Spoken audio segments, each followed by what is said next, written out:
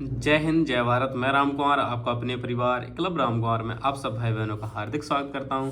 तो आज अपन केमिस्ट्री का पार्ट 4 कार्बन एवं उसके यौगिक से जो भी रिलेटेड ऑब्जेक्टिव क्वेश्चन होंगे बहुविकल्प, उनको आज हम क्या करेंगे, खत्म करेंगे।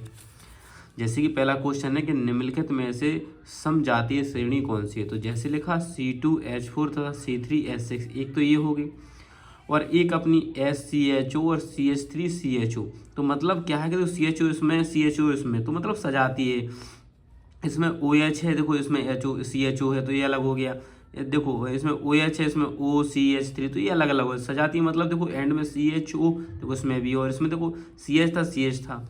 इस प्रकार से पहला और अपना जो तीसरा वो क्या है, अपना समझाती है। एथेनॉल को सोडियम से अपक्रिया कराने पर प्राप्त होती है। तो ऑप्शन नंबर बी आपका सही है, H2 गैस। निम्नलिखित में से असंतृप्त हाइड्रोकार्बन है। तो आपका ऑप्शन नंबर ए C2H2। प्रोपेन का रासायनिक सूत्र क्या है। तो आपका ऑप्शन नंबर बी C3H8।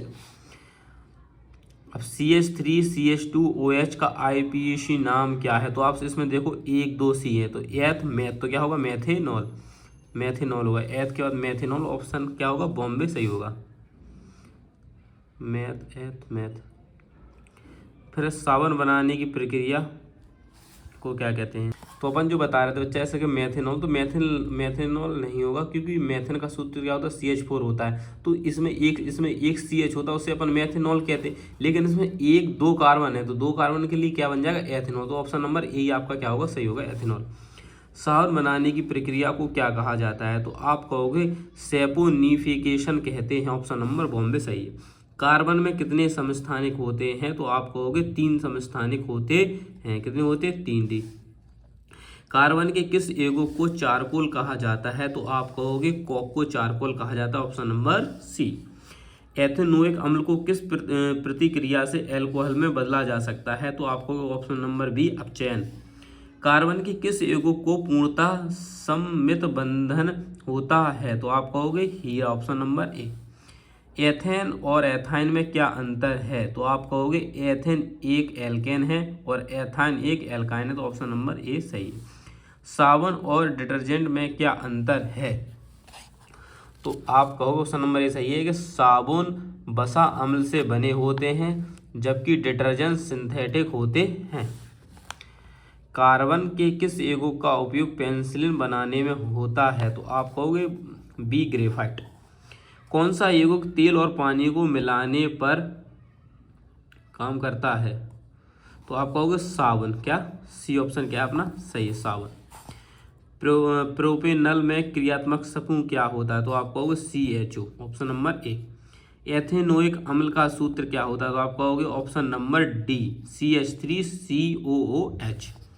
निम्नलिखित में से एल्डिहाइड है। तो आपको ऑप्शन नंबर ए मेथेनल।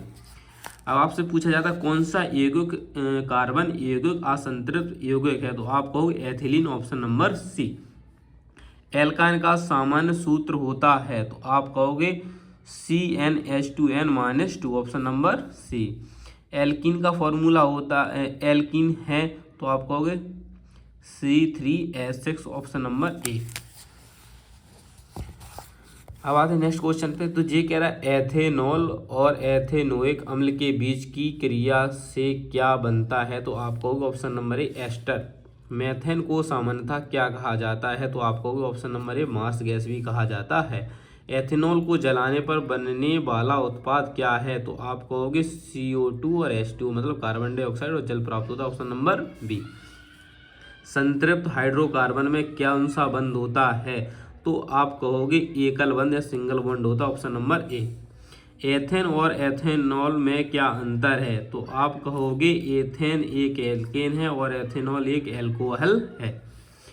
कार्बनिक यौगिकों की संख्या अधिक क्यों है। तो आप कहोगे उपयुक्त सभी, मतलब कार्बन की उच्च संयोजकता के कारण, कार्बन के एकल द्वि और त्रिबंध बनने की क्षमता के कारण, कार्बन की श्रृंखला बनने की क्षमता के कारण, तो ये सभी हैं।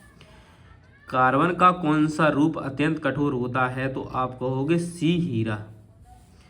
एल्कोहल को किस प्रतिक्रिया में एथेनोइक अम्ल में बदला जा सकता है। तो आप कहोगे ऑप्शन नंबर ए ऑक्सीकरण से। एल्कोहल का मुख्य गुणधर्म क्या है? तो आप कहोगे सभी हैं। जल में घुलनशीलता भी होती है, उच्च क्वथनांक भी होता है, जल के साथ हाइड्रोजन बंध बनाना। कार्बन कितने बंध बनाता है? तो आप कहोगे 4 बंध बनाता है। एथाइल एसीटेट का प्रयोग किसमें किया जाता है? तो आपको उपयोग सही विलायक में, स्वाद और खुशबू में, एरोमेटिक यौगिक में। ये एथाइल एसीटेट का। एथेनोइक अम्ल का सामान्य नाम क्या है? तो आपको acetic acid option number B.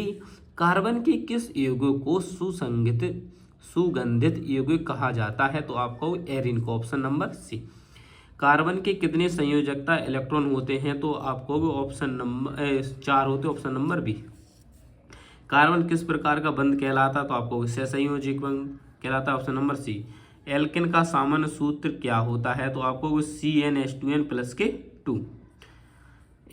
केन, फिर एल्कीन, फिर एल्काइन, ये फॉर्मूले चलते हैं। जैसे ये तो अपना जो इसमें प्लस लगा तो ये एल्केन का हो गया, फिर जे है तो ये एल्काइन का हो गया, एल्केन, एल्कीन और ये एल्काइन का हो गया, ये वाला तीनों फॉर्मूला बच्चा।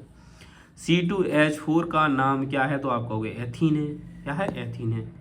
अब क्वेश्चन नंबर 38 क्या कह रहा है? एथेनॉल का रासायनिक सूत्र क्या होता है? तो एथेनॉल क्या होगा? C2H5OH, ऑप्शन नंबर ए। एथेनॉल का उपयोग किसमें किया जाता है? तो शराब में, सैनिटाइजर में, ईंधन में। जो कोविड-19 है तो सैनिटाइजर यूज उसमें क्या था? एथेनॉल था। साबुन किस प्रकार के यौगिक होते हैं? तो आप कहोगे बसा भी होता, बसा अम्ल के सोडियम तत्व या पोटेशियम लवण होते हैं, ऑप्शन नंबर ए।